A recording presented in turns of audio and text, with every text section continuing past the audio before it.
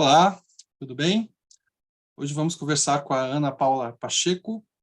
Ela é autora do romance Pandora, que saiu aí pela editora Fósforo, agora em 2023. É um romance de 136 páginas, tem uma contracapa escrita pelo Roberto Schwartz, e vamos falar sobre esse livro, né? Comentar um pouco a pegada formal e conteudística desse romance que me chamou muita atenção. Tudo bem, Ana? Seja bem-vinda aqui ao canal Outro Livro. Oi, Ricardo, obrigada. Queria agradecer pelo convite seu do canal Outro Livro. Tá ótimo. Gente, eu vou ler a biografia da Ana aqui na orelha do livro mesmo. Ana Paula Pacheco é escritora, professora de teoria literária e literatura comparada na USP, autora dos livros Lugar do Mito, sobre a obra de Guimarães Rosa, A Casa Deles, um volume de contos, e Ponha-se no Seu Lugar, pelo qual recebeu o prêmio Seleção Cátedra Unesco. O Ponha-se no Seu Lugar é que tipo de livro, Ana? Ponha-se no Seu Lugar é um livro juvenil que foi publicado em 2020, né? Então já pegou também a pandemia. Uhum.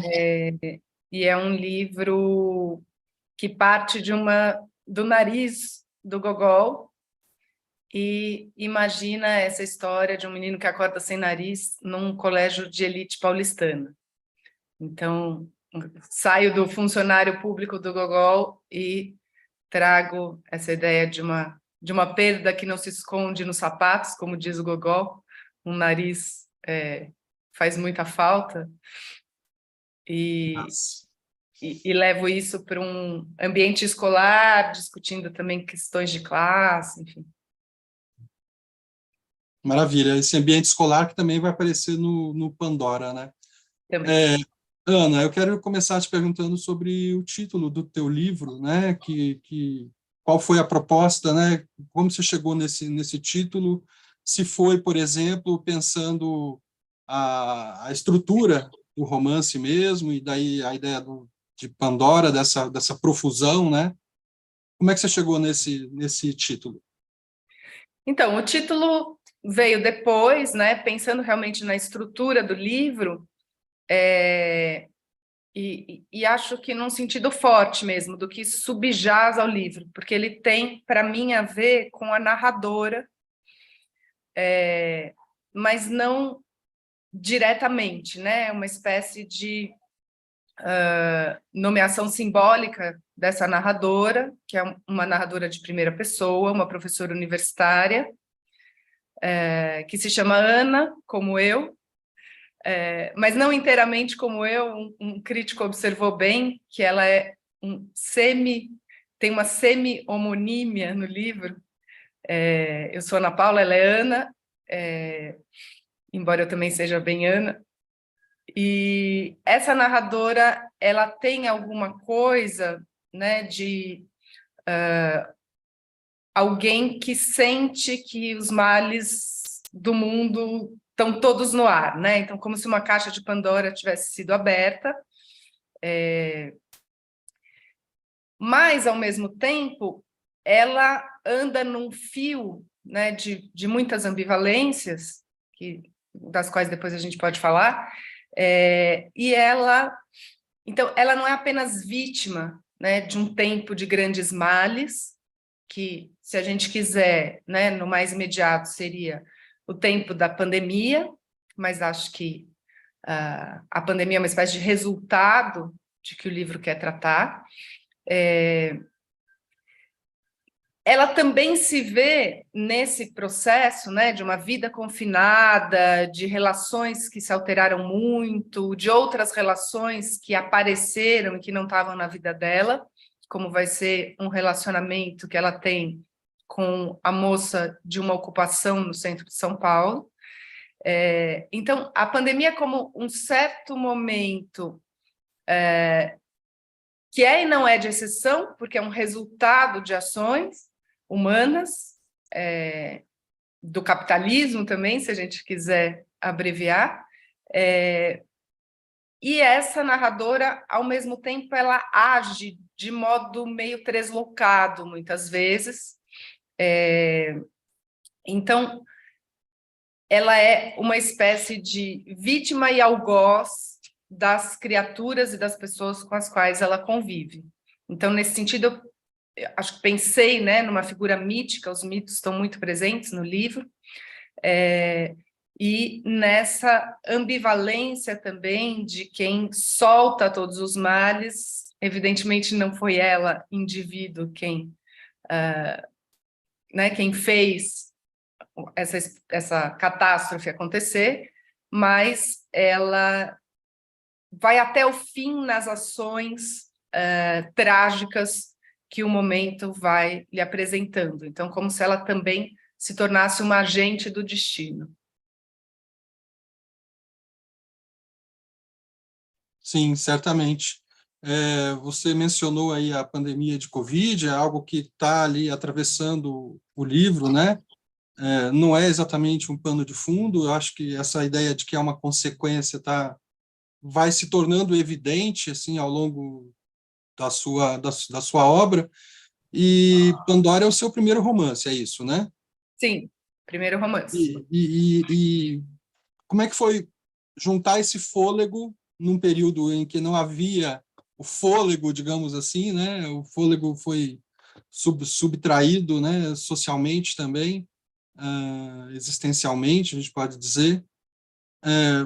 Esse fôlego, ele para compor uma obra, né, dessa dimensão, ainda que seja um romance curto, mas com muita concentração, ele surge nesse momento da pandemia, é aí que você decide, eu vou fazer um romance, porque a tua experiência anterior vem da produção acadêmica, vem dessa obra que você mencionou agora há pouco, juvenil, da produção de narrativas mais curtas, né, os contos. Então, acho que tem a sua expressão é bem achada, né? Porque tem algo de uma falta de ar, né, nos tempos. Literalmente, eu gosto muito de trabalhar com a parte literal das metáforas e tentar levá-las até o fim. Então, literalmente, tem uma falta de ar e tem um ar contaminado, né? Então, o que significa respirar nesse tempo em que respirar pode também ser uma ameaça para a vida e, ao mesmo tempo, sem o ar, evidentemente, não se vive. Então, tem algo de tomar fôlego na escrita de uma maneira meio translocada, né? Que é quase assim a respiração de alguém que está se afogando e vem para um grande fôlego, mas continua se debatendo, né, nessas águas de tempos muito difíceis. Então, a ideia de fazer um romance, ela veio não de cara, né? No início da pandemia, eu escrevi alguns contos que tinham a ver com o convívio com um bicho pandêmico. Então, a escrita do livro começou por uma relação com um pangolim, que não sei se todo mundo se lembra, ele foi apontado como o primeiro vetor de transmissão da Covid-19. Então, o pangolim é um bicho normalmente vendido nos mercados da China, em especial eu tinha lido uma notícia sobre o mercado de Wuhan, né, quando houve a circulação ali de um primeiro caso, né, de Covid, e eu fiquei me imaginando próxima a esse bicho que passou realmente, né, a colar no nosso corpo, de alguma maneira. Então, fui para essa parte literal de uma metáfora que, a meu ver, faz a imagem não se esgotar na alegorização, né? Porque se a gente quiser dizer, bom, então essa narradora ela se casa com um pangolim, é uma expressão para a pandemia, claro que mas ao mesmo tempo a narrativa é todo o processo desse convívio com um bicho contaminado, e as questões da narrativa, as dificuldades do dia a dia têm a ver com um convívio real, né, e com as minúcias desse convívio. Então, para além de ser uma alegoria, acho que tem um lado simbólico que sobressai, que é, né, essa ideia de um convívio num confinamento interespécies. Então, o pangolim, como eu ia dizendo, ele era, e acho que ainda é, vendido, né, no mercado de Wuhan como alimento, mas ele é vendido normalmente vivo. Então, essa imagem, ela ficou impregnada em mim, que é uma imagem desses bichos engaiolados, né, uns em cima dos outros, que vão sendo mortos conforme eles são vendidos no mercado, né, às vezes descamados, para que as pessoas cozinhem em casa. Então, de alguma maneira, eu vesti um pouco a pele do bicho, né, imaginando essa situação tão precária, né, e tão violenta, né, e tomei esse confinamento do bicho também para a pessoa da narradora, no convívio fechado, e ela vai, de alguma maneira, fantasiando o que é essa presença. Ela compra o bicho num mercado, né, já supostamente no Brasil, e ela o leva para casa. E como ela não tinha muito dinheiro, ela leva vivo, ela não compra o serviço, né, da matança do pangolim e da descamação, enfim. Então ela vai fantasiando também, né, como que seria matá-lo em alguns momentos, ao mesmo tempo em que eles vivem uma relação amorosa, fechados dentro de casa, né, como se fossem um pouco os últimos seres do planeta. E a situação absurda, que passa a ser um pouco observada pela vizinha, ela vai se normalizando e, ao mesmo tempo, ela se torna uma imagem do mundo lá fora, né? Então, enquanto dentro de casa as coisas não vão muito bem, a narradora observa, bom, o mundo lá fora vai de mal a pior. Então, tem uma espécie de laboratório, né, de uma situação radical, que, a meu ver, né, ou eu gostaria que fizesse uma espécie de ponte entre uma realidade coletiva, né, com dimensões públicas e dimensões particulares, que uma realidade que se tornou mais absurda do que poderia supor a própria ficção, né? Então, daí também vem a vontade de ancorar a narrativa no meu nome, né? Na narradora Ana, professora universitária como eu, como uma espécie de chão, né? Que eu quisesse firmar diante desse cotidiano absurdo que o livro retrata. Então, ele começou com um conto, né, com alguns contos que eram sobre esse pangolim e essa Ana, casados, fechados num apartamento, e eu fui me dando conta de que eu queria fazer uma estrutura de casamentos, né, e que tinham a ver com casamentos inéditos na vida dela, que não começam pelo pangolim, mas no livro o pangolim vem primeiro, ele abre o livro como segundo casamento, porque eu queria justamente que as leitoras, os leitores já entrassem no meio da proposta, né, da radicalidade desse convívio, e depois são narrados os outros dois casamentos, um com essa moradora de uma ocupação no centro de São Paulo, e outro com um grande morcego, que seria o que foi, né, em determinado momento, apontado como um outro vetor possível da transmissão da Covid, né? Então, mas como se ela se atirasse na violência contemporânea, ao mesmo tempo em que o ângulo narrativo ele vai movimentando, né, essa ideia de que há um culpado a apontar e vai tentando mostrar uma estrutura social mais por inteiro, né? Então, a Ana é, ao mesmo tempo, vítima e, de certa maneira, algoz desses pares, né? Tanto da mulher com quem ela vive durante alguns meses na pandemia, como depois com relação ao pangolim e ao morcego.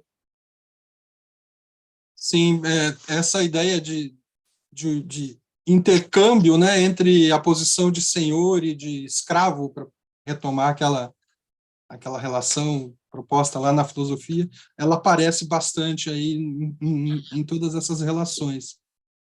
Mas e aí? Como é que você pensa o livro enquanto essa estrutura tão variada, né? Porque esse protocolo de leitura que você trouxe agora, de certo modo, ele é atravessado por essa protagonista que tem essas relações, elas aparecem em diferentes tempos dentro do romance, mas o romance, ao mesmo tempo, ele é um pouco mais que isso. Ele traz, assim, por exemplo, uma experimentação, não sei se você concorda com essa palavra, tem aparecido aí nas leituras da imprensa com relação ao Pandora, ser um romance experimental, né? Nessa experimentação também de gêneros, né? Tem um plano de aula, tem questões feitas aos universitários, tem esses relatos mais crus em termos das relações sociais brasileiras, né? Que aparece, por exemplo, na relação com a Alice, essa convocação da fábula, a presença da mitologia que você disse há pouco, as análises que você faz dos filmes de Drácula, o relato final lá, quase jornalístico, né, sobre o neofascismo nacionalista. Então, como é que você pensou essa profusão de gêneros, por exemplo? Que variação estilística não tem tanto, né? Pelo menos na voz narrativa não varia muito. Sim. Mas esses gêneros que se aproximam e se distanciam da subjetividade, por exemplo.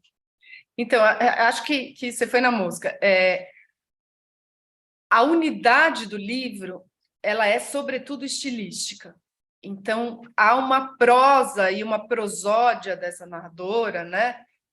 Uma certa música, né? Que é um pouco de fim dos tempos, num certo sentido, mas, no outro, é de uma certa recriação do mundo também, né? Nesse mundo de ponta cabeça, ou nesse mundo que, afinal, mostra, né, quais são os pressupostos da nossa sociabilidade, da nossa escolha, né, como sociedades que vivem muito pautadas, né, se a gente fosse pensar num romance à maneira do século XIX, do Balzac, a gente poderia dizer, bom, o que significa para a literatura uma sociedade regida inteiramente pelo dinheiro, né? No Brasil isso demorou a acontecer por razões que não são melhores para nós, tem a ver com o pressuposto histórico da escravidão, né, e da demora da forma romance ter o dinheiro como mola, né, ou ter as relações que envolvem lucro, que envolvem uma coisificação, né, da vida das pessoas, das ligações entre as pessoas. Então, de alguma maneira, eu fui pensando no realismo, que é algo que me interessa profundamente. Eu acho que chamar esse livro de fantástico seria fugir do problema central dele.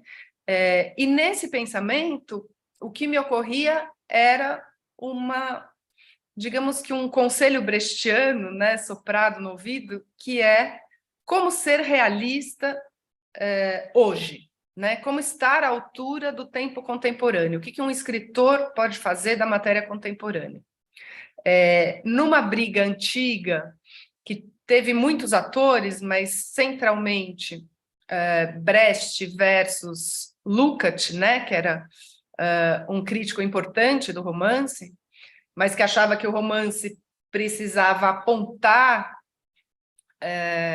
caminhos em que, de alguma maneira, um projeto antissistêmico pudesse acontecer, né, em que a sociedade pudesse se transformar. para ele, né, de maneira anticapitalista,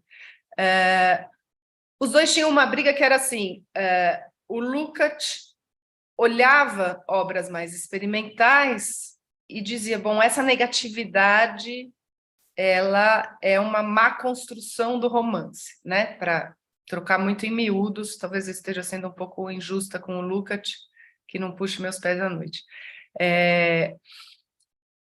E o Brecht, numa resposta que eu acho genial, dizia, bom, Lukács, se para ser um romancista contemporâneo ou um escritor contemporâneo eu preciso ser realista, como era o Balzac no século XIX, se eu preciso fazer isso no século XX, errado não está o realismo experimental, errado está a sua visão, né, de que os tempos estão congelados. Isso era uma provocação horrível para o Lukács, que era um sujeito, né, histórico, escreveu um livro maravilhoso, História e Consciência de Classe, entre muitos outros. Então, o Brecht, na provocação, dizia, bom, errado está o seu realismo, que é do século passado, como é que eu posso estar à altura do meu tempo num modelo de século passado? Então, acho que a partir daí, uma linhagem de escritores começa a pensar o realismo como forma, isto é, como é que eu construo procedimentos técnico-formais que estejam à altura da matéria contemporânea de que eu vou tratar, né? Então, na minha cabeça aqui, né, o tamanho fluminense do mundo, de uma escritora brasileira, como é que eu posso tratar de uma matéria como a pandemia, né? Ou como as relações sociais que nos fizeram chegar aí, as relações com a natureza, as relações entre dinheiro e natureza, né? Entra no livro também uma espécie de farmacopeia, assim, os remédios estão por toda parte, a narradora tá dopada em alguns momentos, ela está atravessando uma depressão forte,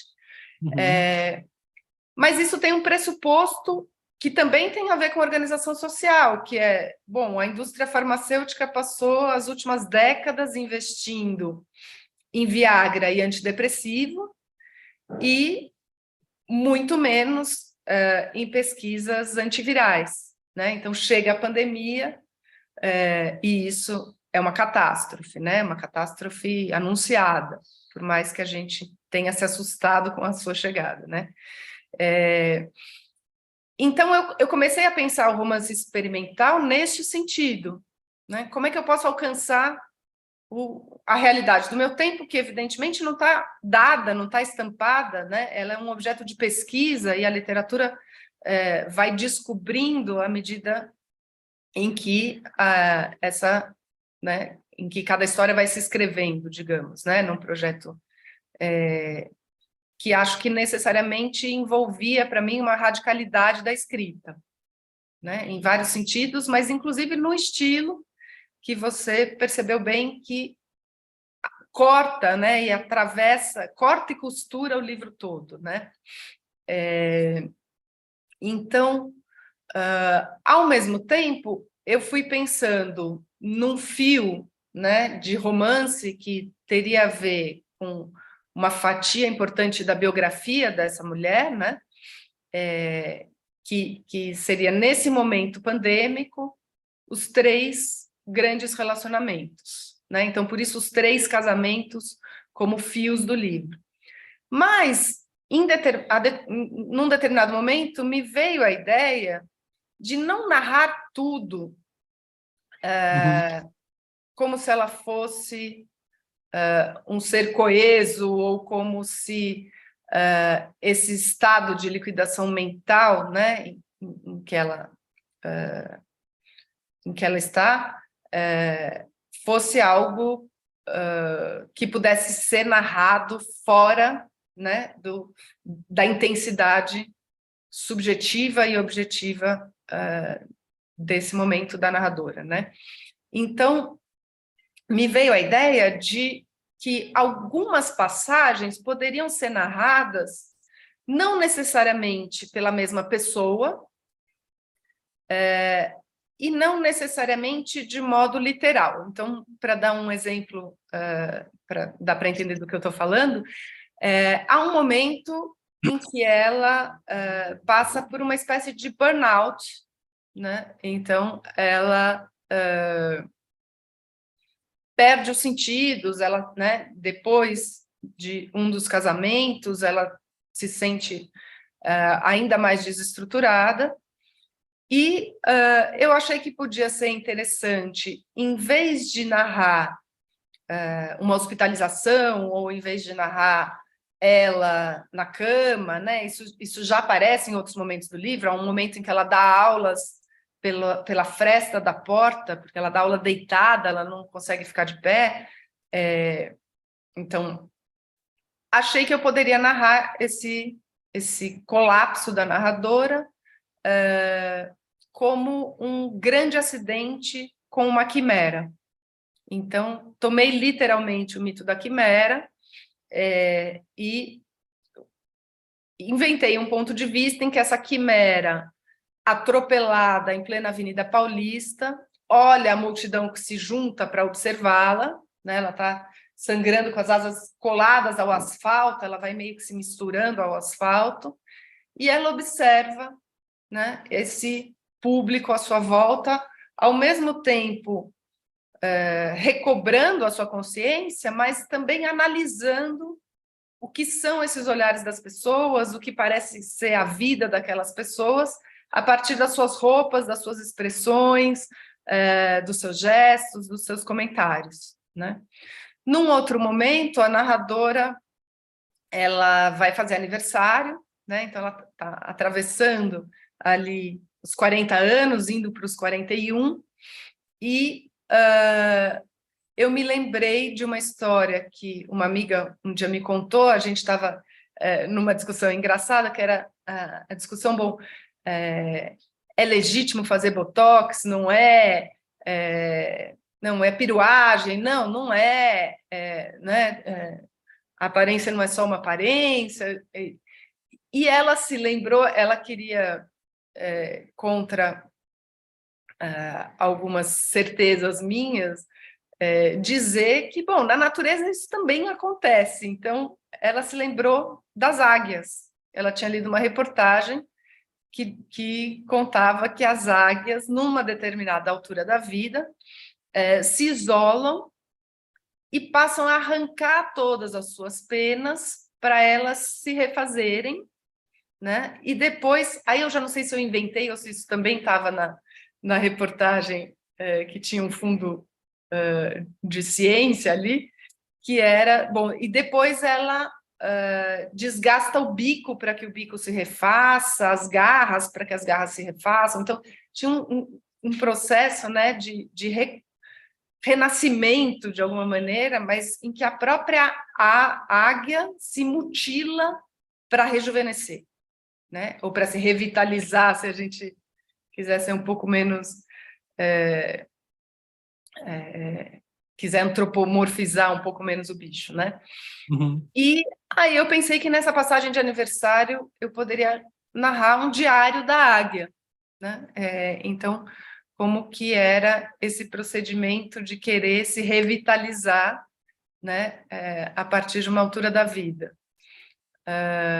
Isso aparece outras vezes. Aí me veio uma ideia que era mais esdrúxula, acho eu, que era a de pensar uma moda, né, que chegou até mim também por notícias de jornal, de revistas, que era uma nova moda estética da ninfoplastia, né, que é uma cirurgia para tornar o órgão sexual feminino mais jovem, né, na sua aparência.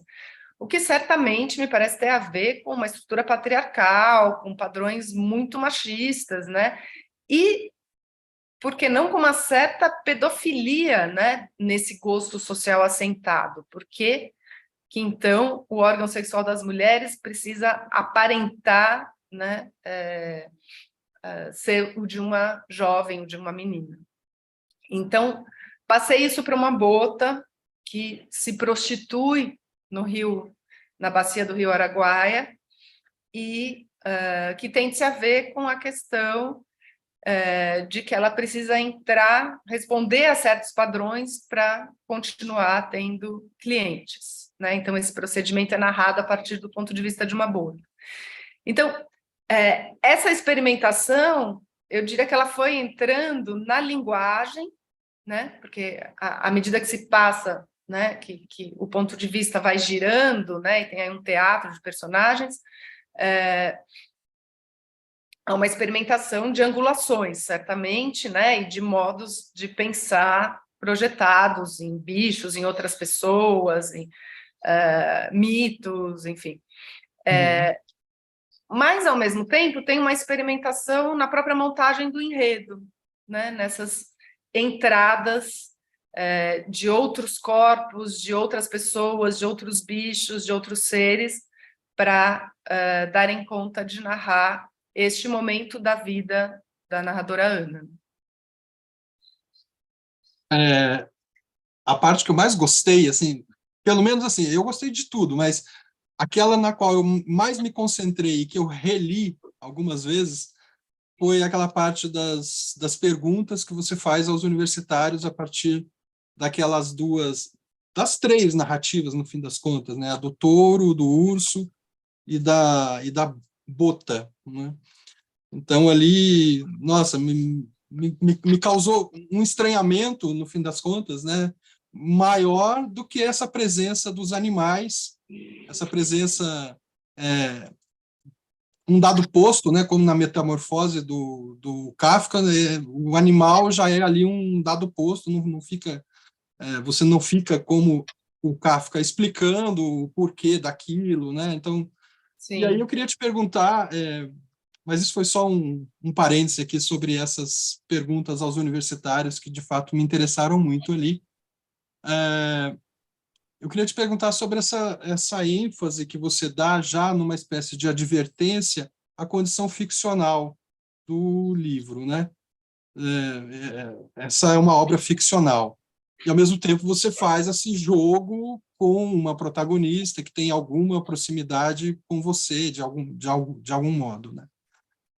Você traz a pandemia, você traz o Bolsonaro, você traz uma série de referentes aí que estão ali também respondendo um pouco a uma demanda de um realismo mais histórico, né? E a gente poderia pensar assim, se essa demanda do fictício que você traz é também um ponto de vista, né, uma posição até enquanto autora, né, diante do que a gente tem na ficção contemporânea brasileira, ou seja, o que tem nesse imaginário da ficção mais recente, que a gente poderia dizer, que talvez a gente possa pensar como uma ficção muito voltada para as lutas sociais contemporâneas, e que muita gente critica como uma ficção que, no fim das contas, abdica da ficcionalidade. Como é que você vê essa dimensão aí, né? Bom, eu acho que você me fez várias perguntas numa, então eu vou tentar responder É sempre assim. por partes. Eu sempre faço isso. Bom, em primeiro lugar, eu não acho que esteja, em princípio, nem errada nem certa a ficção que toma por matéria assuntos políticos ou assuntos ditos sociais, né? Afinal, todos os assuntos são sociais também. Pelo contrário, tenho até uma certa simpatia, sou fã de Zola, enfim, entre muitos outros que vão por aí, mas, né, tomando um ícone, né, do chamado naturalismo, diga. Teve uma hora que você falou aí da personagem, você falou das fatias de vida da personagem, aí veio o Zola na hora, assim, para mim. Então, mas eu acho que não é o tema que define, né, a felicidade ou a infelicidade de uma escrita, né? Felicidade no sentido da boa realização, né? Acho que tudo tem a ver com a proposta da relação entre forma e matéria, né? Então, quando eu escrevi, fiz questão de pôr antes, né, na abertura do livro, este é um livro de ficção, isso certamente não era um ataque a quem faz uma ficção mais próxima dos assuntos prementes do jornal, por exemplo, né? Ao contrário, eu sou uma pessoa que estuda documentário no cinema, eu tenho muita ligação com esse tipo de experimentação também. O problema é quando há um rótulo e as pessoas começam a imaginar que no documentário não há ficção ou experimentação, ou, né, na escrita sobre uma ocupação necessariamente não há, ou necessariamente há, enfim, acho que é preciso analisar cada caso, né? Mas eu coloquei Este é um Livro de Ficção justamente como uma provocação, pensando numa certa pauta recente, né, mais ou menos recente no Brasil, da autoficção. Né? Então, de repente, tudo passou a ser autoficção, nada mais é autoficção. E como tinha essa provocação de uma narradora, Ana, professora universitária, eu achei que era bom lembrar que algo que o leitor certamente percebe de cara, né? E aí vira um elemento de humor, que bom, eu evidentemente não me casei nem com um pangolim, nem com um morcego, enfim, posso... enfim, fiquei pensando muito na questão da autoficção e nessa questão de que o livro tem algo, né, como você falou, de kafkiano, muitas, né, resenhas, comentários apontaram para isso, mas certamente a minha vontade, embora eu seja apaixonada pelo Kafka, não é repeti-lo, né? Então tinha uma proposição de uma espécie de liquidificador de estilos e liquidificador do próprio Kafka, né? Acrescentando, acho eu, a componente do humor.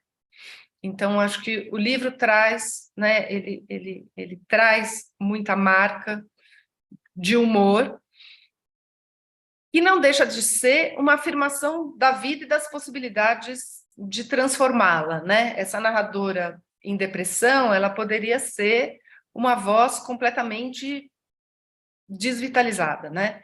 No entanto, ela tem humor, às vezes um humor terrível, né? Às vezes um humor aniquilador do outro, né? Ela tem impulsos assassinos, enfim, ela realiza coisas terríveis, que eu não vou contar, que nem todo mundo gosta de spoiler, eu gosto, mas no geral as pessoas não gostam. Então, acho que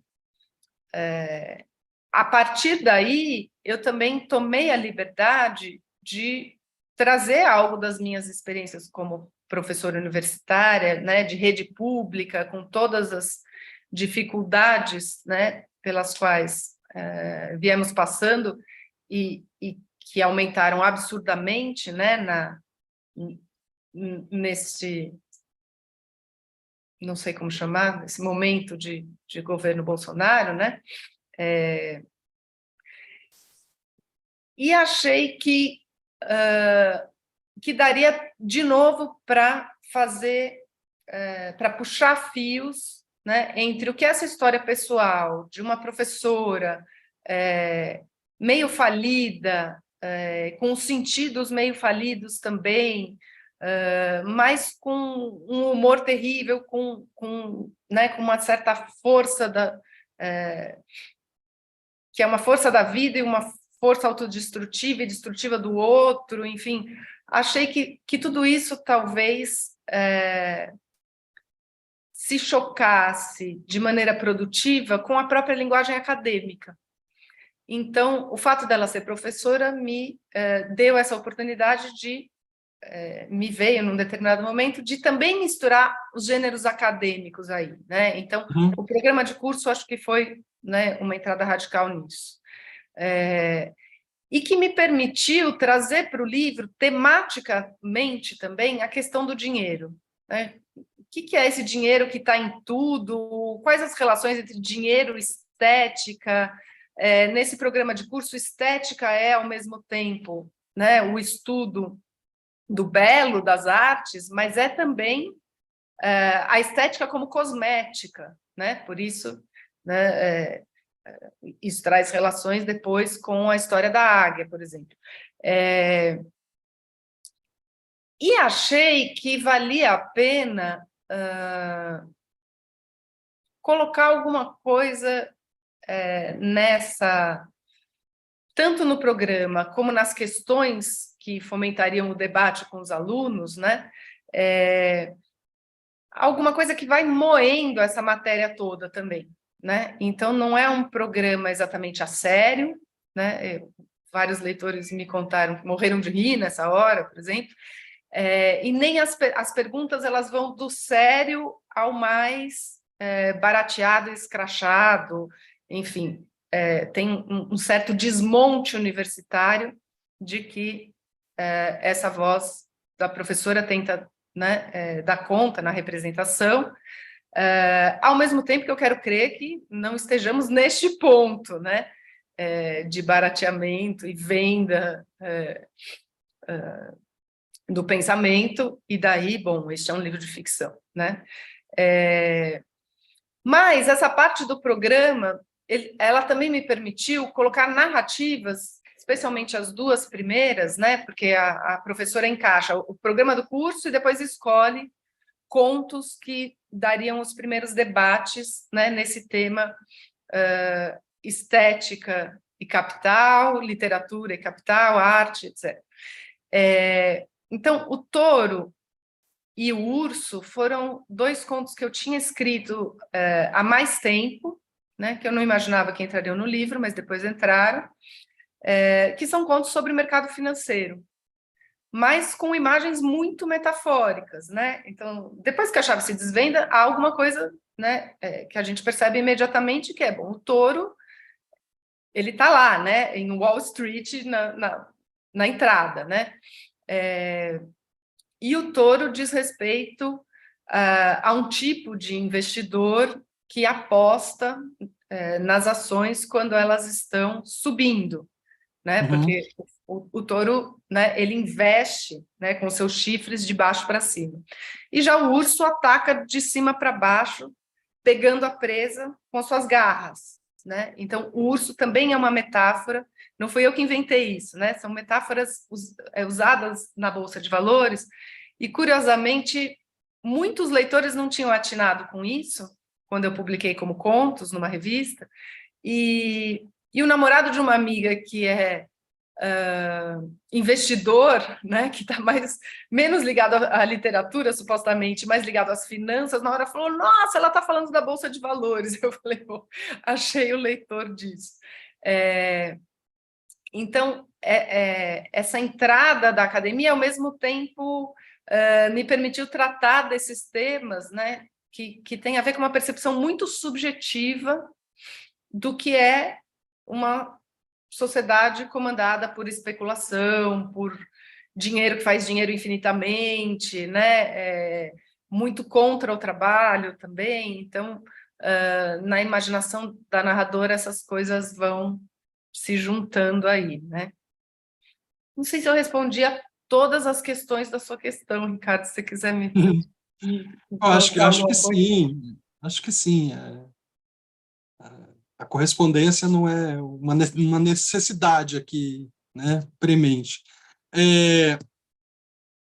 Eu te confesso que eu fiquei assim tentado a responder aquelas perguntas a partir dos dois contos, né?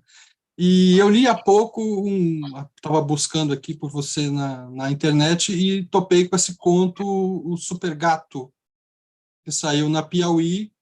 Então, já é um procedimento que você vinha cultivando, Sim, né? Sua sim. Eu escrita, só trazer. acabei de lembrar, desculpa, que eu esqueci de responder uma coisa muito importante que tinha a ver com a experimentação, porque você notou alguma coisa né, eu diria que é impossível o leitor chegar ao fim desse livro sem notar que na sua última parte, que é uma parte que vem de uma notícia de jornal né, realmente, que é essa do Batman dos Balcãs, Uhum.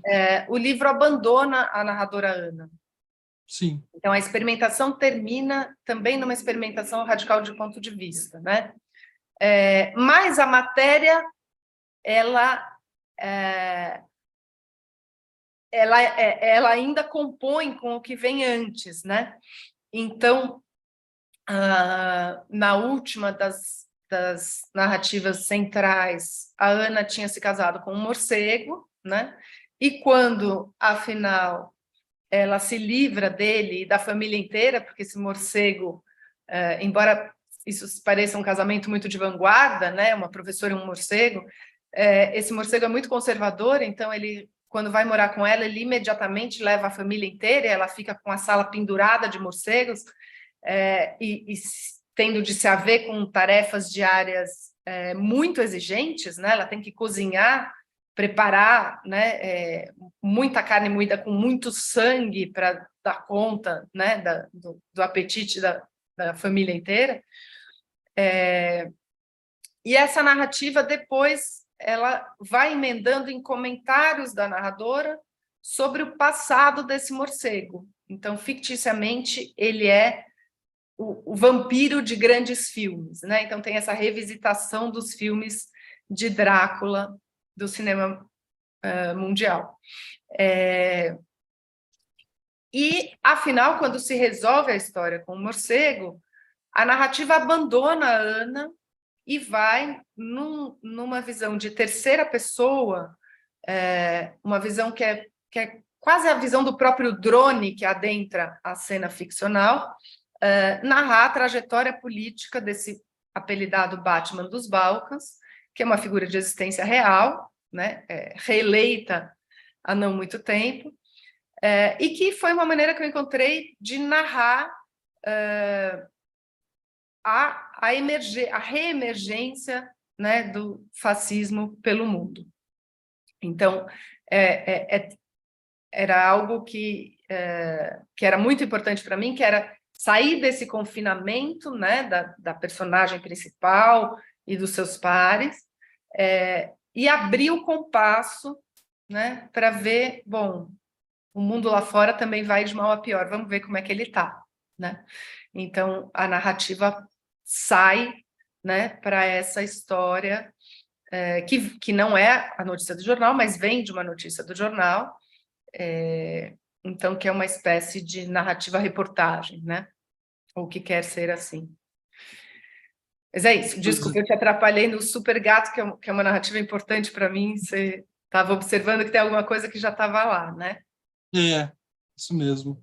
E que aparece, por exemplo, né, você falou do abandono da protagonista nesse epílogo, né, do Batman dos Balcãs.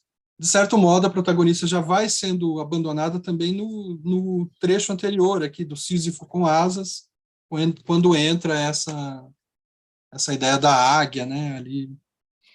Mas eu ia te perguntar justamente sobre essa parte do vampiro, do Batman que aparece, do morcego que aparece mais na terça parte final, digamos assim, do livro, né? Porque eu estava, por exemplo, lendo aqui um capítulo do Franco Moretti, que está no Signos e Estilos da Modernidade, quando ele analisa lá o Frankenstein e o Drácula. Você conhece esse capítulo, provavelmente, né? E ali ele traz a ideia de pensar o Drácula como aquele sujeito que celebra a vitória do desejo da posse sobre o do gozo.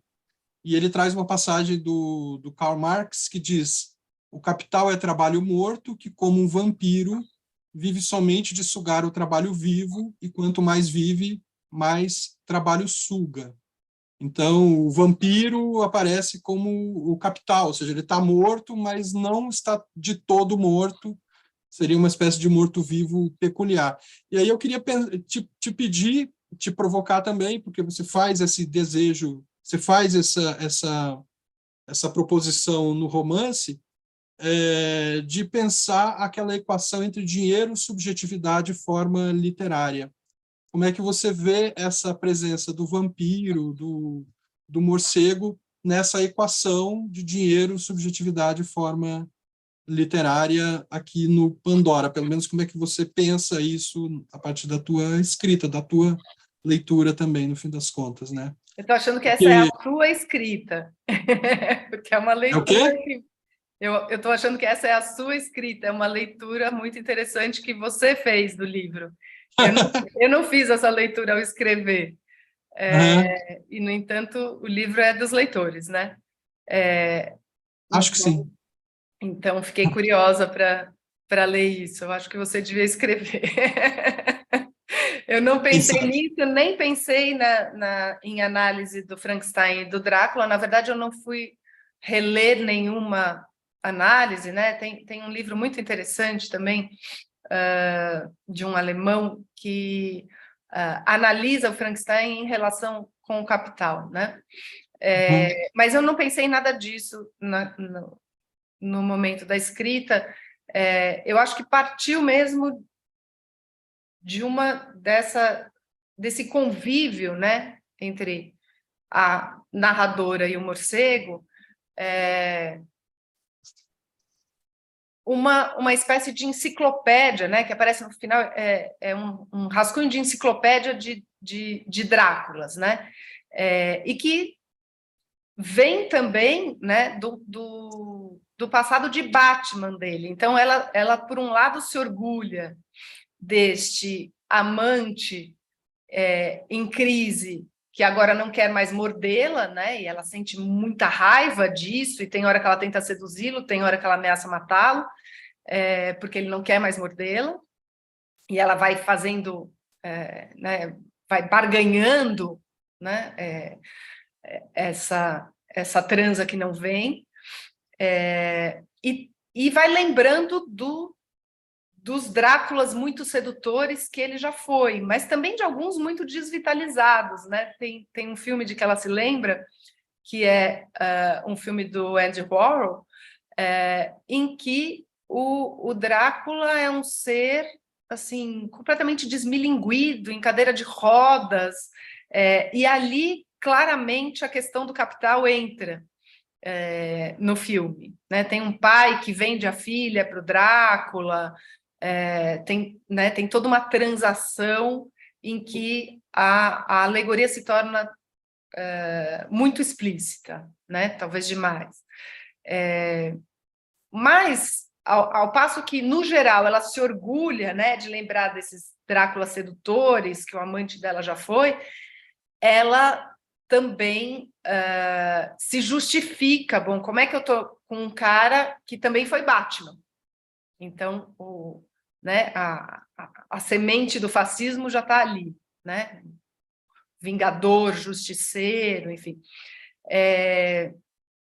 E ela vai se justificando e dizendo como que ele é um Batman falido, e que também olha, né, não aceitou o papel de delegado de polícia que ele podia ter pegado, enfim. Então né, tem uma certa negociação imaginária dela e com o próprio leitor, de que, bom, eu não sou canalha a esse ponto, né? Ao mesmo tempo em que a narradora é uma figura da qual se deve desconfiar muito, né? Não é porque ela tem o meu Uhum. nome que eu quero que as pessoas acreditem, né? Aí também é uma provocação, né? Com este é um livro de ficção, bom, vamos entender que há construções, né? E que as construções pedem leituras, e que não são necessariamente as que eu imaginei, né? Você acabou de sugerir uma que eu achei super interessante. Mas tem essa ideia, então, de que ela também ou de que a voz dessa narradora, né, em vez de ser ouvida como uma voz da verdade, né, ela deve ser confrontada com as próprias ações dessa mulher, né? Como é que quais são as negociações que ela faz, né? Quais são os investimentos, quais as barganhas, né? O que ela troca pelo quê, né? e estava tentando pensar que a maneira dela agir muitas vezes nos faz reler o que ela conta, né? Então, a ideia é criar um curto-circuito aí também, né? Uhum. Por exemplo, quando ela contrapõe a situação social dentro da pandemia dela, a narradora, com a da Alice, das mulheres da ocupação, né? Acho que isso, nesse momento, essa confiabilidade da narradora meio que cai por terra, por exemplo, quando ela faz a descrição daquela cena do Marquês de Sade, né? Tem algumas passagens Sim. ali que... Nesse momento ela surge como uma mulher das letras no pior sentido que a gente pudesse imaginar, né? Que é uma pessoa que separa, né, o mundo da simbolização, o mundo da criação, o mundo da ficção, né, do mundo material. Bom, então aqui tudo pode e isso não precisa ter ligação nenhuma com aquilo. Ao mesmo tempo em que ela é confrontada pelo real, né? Uhum, Porque ela vai trabalhar na ocupação, ela vai dar oficinas de literatura e pessoas com uma outra ligação com a realidade concreta, né, vão abordá-la principalmente a Alice, né, que vai dizer, olha, tá bom, você quer, né, argumentar aí com a literatura, você quer dar oficina, mas agora chegou a pandemia, né? As pessoas não vão fazer oficina de literatura. uhum, E aí ela, ao mesmo tempo, né, ao ser confrontada pelo real, ela também não é uma personagem, imagino eu, linear.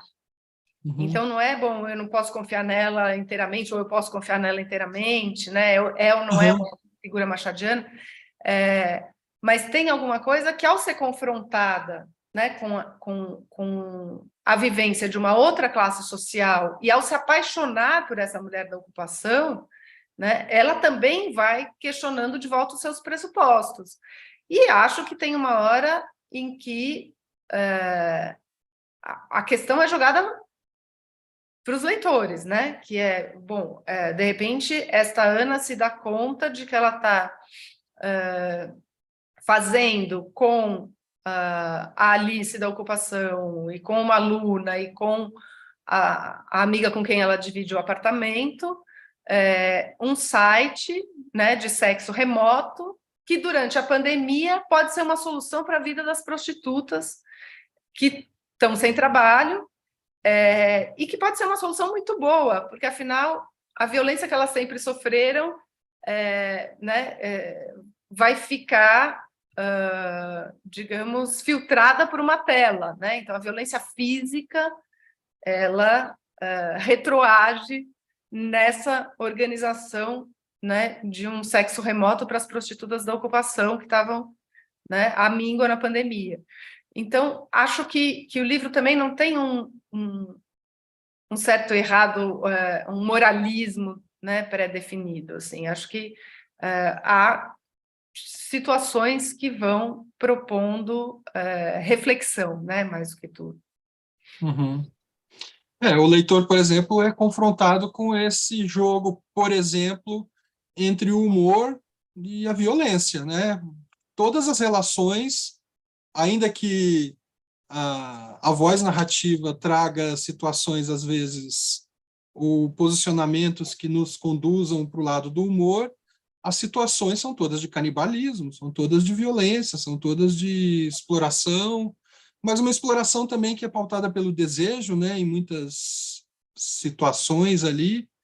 Então, acho que é isso um pouco que faz esse jogo de não ter um direcionamento moral assim explícito, né, óbvio ou único, né, no romance. Acho que não prévio, né? Acho que tem uma ideia de Uhum, reflexão e de algo que ultrapassa o âmbito moral, né? Acho que tem questões éticas que atravessam o livro e que, né, e que são postas para o leitor, num momento de revisão de parâmetros, né? Num momento de confinamento, num momento de ascensão de neofascismo, né? Num momento que pede revisão e imaginação forte, né? Para que a caixa de Pandora não seja tudo no que dela escapou, mas também um pouco da tal da esperança que fica no fundo, né? Eu fui ler alguns livros sobre Pandora e num deles, que é da Dora e do Erving Panofsky, há quase que é uma sequência, né, das versões do mito de Pandora. Uhum. Em algumas, ela é aquela que soltou todos os males, então ela é responsável pelos males do mundo, né? Uhum. Mas que guardou a esperança no fundo da caixa. E aí a ambivalência entra, porque para algumas versões, essa esperança guardada no fundo da caixa, ela está resguardando a esperança para que ela também não, né, seja triturada pelo mundo. Uhum. Em outras versões, ela fechou a esperança dentro da caixa, então o mundo não tem mais esperança. Enfim, eu acho que tem esse meio fio aí também na voz dessa Pandora narradora, né? Acho que Pandora remete a essa estrutura de fundo, né? Não é o nome da narradora, mas é um pouco do que ela encarna no livro. Pois é. Mas é isso. Gostei muito da conversa, Ana. Acho que Ana Paula, Bem, que não sei Ricardo. como a Ana. E tá aqui o livro, gente, Pandora, recomendo demais. Uma leitura assim, que eu não sei se é rápida, porque ele é um livro curto, mas é um livro que demanda um esforço, para mim demandou, e eu fiquei assim algumas horas naquelas perguntas que você faz lá para os universitários. Aquilo me atraiu mesmo. Vamos E fazer. então espero que o livro tenha o sucesso que ele parece que ele já está tendo. Eu tenho visto divulgação por aqui, né, gente escrevendo sobre o Pandora. Te desejo esse sucesso de encontrar leitores e leitoras, que é o que a gente quer, né, no fim das contas, quando a gente escreve. Certamente. Maravilha. Te agradeço muito Obrigada, a Ricardo. conversa aqui. Foi um Te prazer. agradeço muito, foi bem legal. Bacana. Joia. Gente, então até semana que vem. Eu vou deixar, antes de terminar, vou deixar na descrição desse vídeo o link para vocês comprarem o Pandora também junto à editora Fósforo. Ok? Então, até semana que vem com mais um outro livro. Até lá.